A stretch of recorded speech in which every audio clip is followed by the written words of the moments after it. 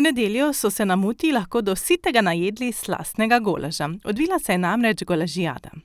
Golažijada je zdaj postala že tradicionalno del praznovanja občinskega praznika občine Muta.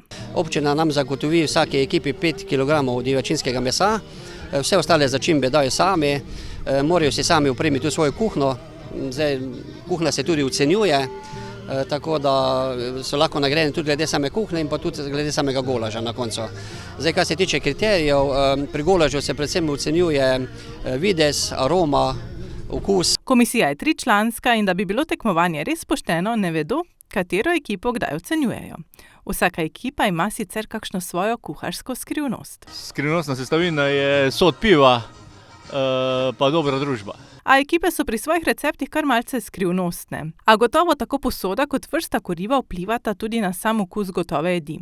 Kako skrbijo, da ogenj drva ne ugasne? Ne, kar sam. Oziroma gledamo pa vsi, da ogenj gori. Kaj pa bi rekli, ne smejo biti preveč glasna, da ne bojo drugi slišali, ampak vaša skrivnostna sestavina oziroma vaš skrivni recept za zmago, kaj je? Ljubezen do hrane. Golažijada je vsekakor prinesla veliko zabave in prijetnega druženja, pa tudi polne trebuha in golaž za prste polizati.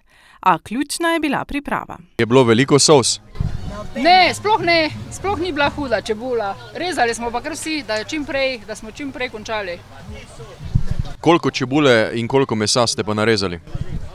Ja, narezali smo 5 kg čebule pa 5 kg mesa. Pol. Nekaj jih je kurilo na drva in računali so, da jim to prinese zmago. Mislim, da bo to zmagovalni golaž, že samo zaradi spodnje priprave. Na kakšna drva kurite? To so pa drva bukova, pa malo hrasta zravno. Mora sam kuhar nalagati na ogenj ali imate kurjače? Imamo kurjače. Seveda pa je tekmovanje v kuhanju divjačinskega golaža tudi letos privabilo številne ekipe, ki so se na koncu kljub tekmovanju z veseljem podružile med sabo.